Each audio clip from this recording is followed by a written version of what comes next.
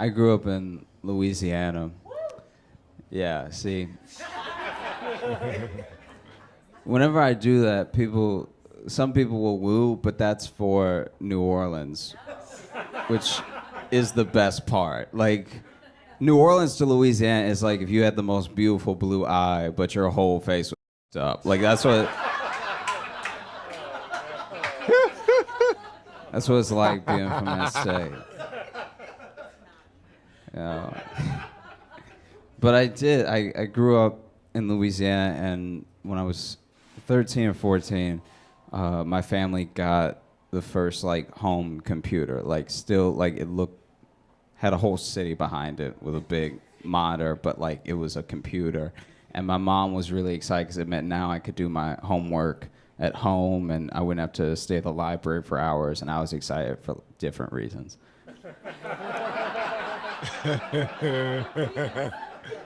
Right? And like, I don't know if I'd scream it, but I didn't have a lot of friends growing up. I had a couple. I had like the bunch, you know, like the type 5, but like not a lot of friends to do things after school with or anything. I wasn't particularly athletic, so after school I just had to go home. Like, if you're not gonna play a sport or you're not gonna like join a mathletes club, you have to go home. We can't just have you sitting here with the other kids that are doing things. And so I went home, and I was also at a point in my life where I was being left alone at home for the first time. So I was 14, and my mom's like, look, if you die while I'm not here, you were never gonna make it. So like, you need to start fending for yourself. You should know how to use an oven, you know? And so I would get home, and I'd beat my mom home by like 1 or 2 hours, you know? So I was just me at home alone with the computer by myself for like 1 or 2 hours. And so I discovered Craigslist. And I was so fascinated, like the fact that you could look up all these like misconnections and like favors and like odd jobs and renting apartments. So I would just get home from school every day and just like read Craigslist. It's nonstop, just like every facet, like men seeking women, women seeking men, like every part of Craigslist. I was just like people selling their car, but like trying to give the backstory so they could use words to somehow overshadow the beat up car that they were trying to sell. It's like there's a lot of history behind it, because you don't know this car was the car that like Snoop Dogg rode in the back in once, and he got really sick and threw up. That's why there's that stain there. It's like a Snoop Dogg stain that like no one would have got otherwise. Like, you can only get a Snoop Dogg stain in this car. And so I would do it. I would just read Craigslist every day after school. And I didn't tell anybody I was doing this, but I would be like really excited to get home. Like, I'd just be like, oh man, where are we gonna have now? Because like I'd even read the misconnection and be like, hey, look, I met you and we were at a club and you had like hair and stuff. And I remember you had one eyebrow, which is weird they didn't start with you had one eyebrow. You had the thing that most people have and one eyebrow, and we just had a great conversation. I couldn't really hear you, but like I could feel you. And so if you reading this right now, hit me up. And so naturally, when you're 13, 14, whatever, you're not a person yet. So you're not a person yet. kind of a monster. And it wasn't long before I came home reading Craigslist every day before I decided to get involved. And so I started just like starting these correspondence with people, you know, like on misconnections or what. I'd pretend to be the person that they had the conversation. So I was like, yeah, baby, I got one eyebrow and the other one coming in, you know? Exciting. And I was doing it every day for like months. And then some people, I would give myself away by being too into it and they know it wasn't the person and they wouldn't respond. But other people, we get like a long correspondence for a while. And I remember one day I was, sitting at the computer, just really excited to get into it. It was just a Tuesday and I didn't have anything else to do. And this was a 2-hour window day, not a 1-hour window. And so on this particular day, I was just scrolling through all of Craigslist and I saw that there was an ad. The ad just read, "Join the KKK." Question mark. Join the KKK? Join the KKK? And so naturally I was like, dope.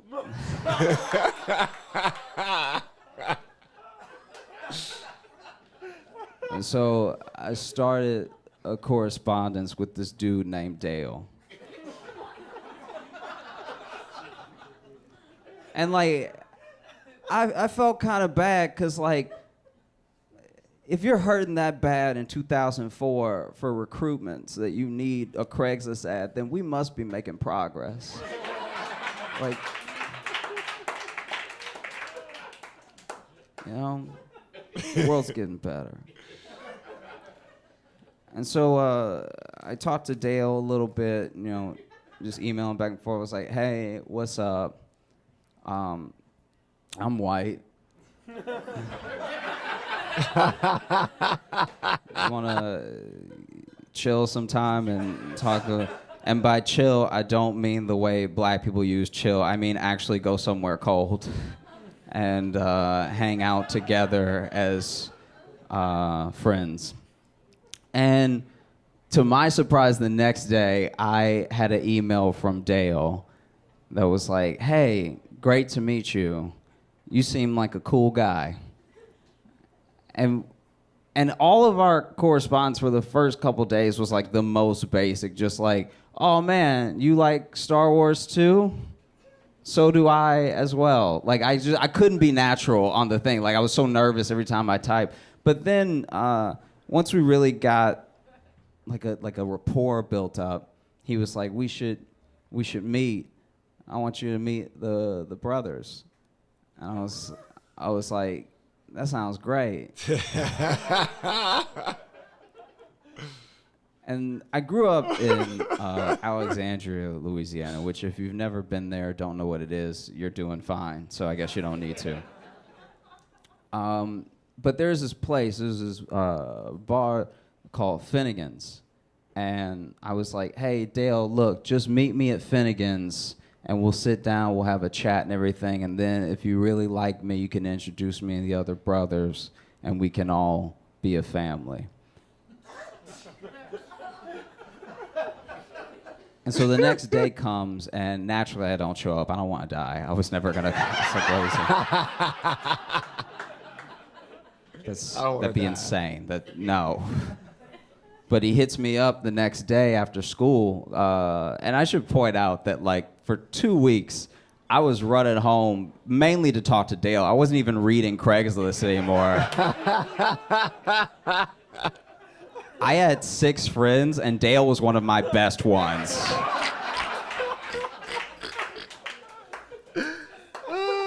But I came home the other day, and he was like, hey, I went to Finnegan's, and I waited on you, and you didn't come, man. Why would you stand me up like that? And I was like, oh, dude, I'm so sorry. And so I came up with an excuse, and this is like, we're talking 2004, we're talking before like everybody had a cell phone, So it's like some people still, didn't have a cell phone and they made plans and they went out and they did them, And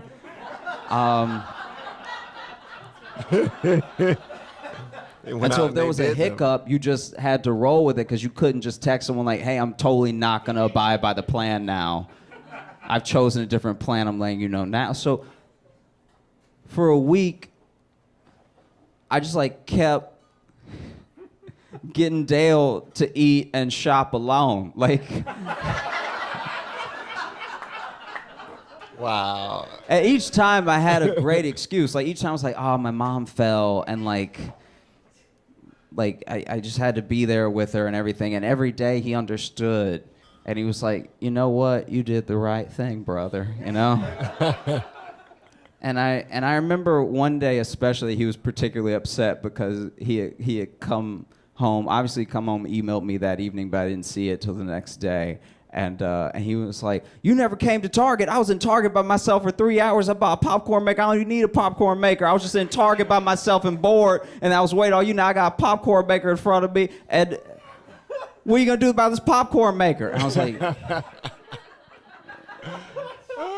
bruh, I'm so sorry. And by bruh, I do mean shorthand for brother, not the way that black people use it. I'm so sorry. I just... my girlfriend, she tripped. And it was always women falling. Like, I'm surprised that he never caught on. Every time it was like, oh, yeah, my great aunt just hit a stair. Or, like just the worst lies. There's a 14-year-old idiot. And even now, I'm like, wow, like, I was alone with a computer, and I just catfished the Klan. I can't think of anything dumber. Porn would have been better. Porn would have been normal. You thought you were about to hear a story about porn. And instead, it just took a wild turn. And then finally, after, I think it was a week and a half, he was very resilient. They must be hurting for numbers. Because after a week and a half, he was finally like, okay, you know what? Ball's in my court now. I'm going to set a time. I'm going to set a place. And if you don't come, then don't ever talk to me again. And I was like, fair enough, okay? You've been so patient with me. I really just want to be part of the brotherhood. Just let me know where I need to be. And then he picked Finnegan's again. There's not that many places to go in my town. And naturally, I didn't show up. I didn't hear from him again. And I've noticed this trend online that's kind of disheartening, where like now people are being called racist, but for like nothing. Like actually not. Like I'm petty, so I'll read the whole thread, and I finish the entire thread. I'm like, oh, that was it. I don't even think that's a thing. You know, like, oh, you said this, you tweeted this one thing one time, you must be a racist. Or like, you voted this way, you must be a racist. You're a whole racist by a person who doesn't know you. And I'll tell you, as like a black dude that grew up in the South, I don't think you're racist until you go to your second Klan meeting, all right? Like, look. You gotta actually go back. Because maybe the first one, maybe your buddy Dale's invited you to a barbecue, all right? Everybody loves barbecue, okay? You get there, there's delicious barbecue. There's dry rib, there's sloppy, it's all happening. You see somebody put on a white hood, you're like, I don't know, a costume barbecue, that's a little odd. But you just keep eating. There's corn on the cob, there's collard greens, there's brisket, there's pulled chicken, it's all delicious. And then there's a burning cross in front of you, and you're like, I'm already here.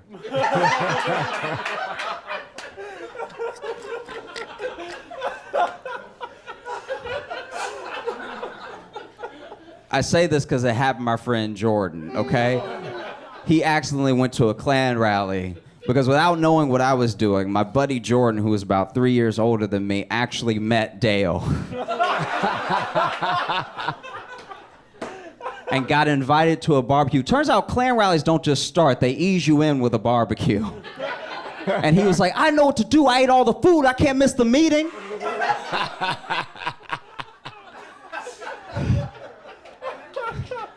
So he stayed for the entire Klan rally and went home immediately, called me, I came over, we talked about it. Turns out a Klan rally is exactly what a Klan rally is like. There were no spoilers. But just past his head in the kitchen, I could see a to-go plate. And I was like, Jordan. Are those Klan ribs? And he was like, yeah, and I was like, can I have some? And it hurts me as a black dude that grew up in the South to say that the Klan makes the best ribs. I don't know what they're doing. I don't know what kind of rub that is. Who would have known that you can't taste racism? It's delicious. Okay? It was to the point where I was like, I think you need to join. I need these every Sunday. These are amazing. Guys, I'm Josh Johnson. Thanks so much. He said, dude, who'd have known that the KKK makes the best ribs? Racism is delicious.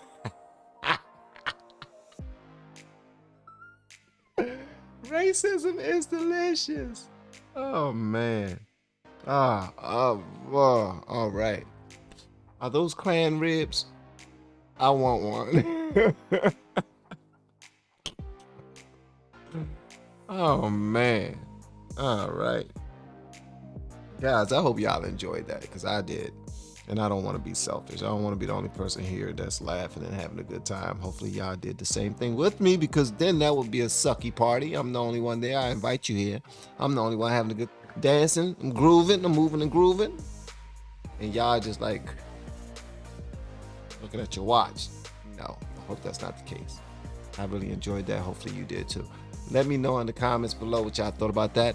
And please make sure you leave a subscribe or you hit that subscribe button on your way out the door. Once again, guys, I'm Van, and now we are all the LFR family. Feel free to peruse our playlist for comedy, for politics, for whatever. And if you want music, go to the LFR Family Plus channel for the newer uploads, and go to LFR Family on this channel to our rock and music playlist, and you'll see that we've done so many reactions, man. You will have a good time. Me with my family and everybody, you will have a good time. Comedy as well. So yeah, that's pretty much all I have. Love y'all.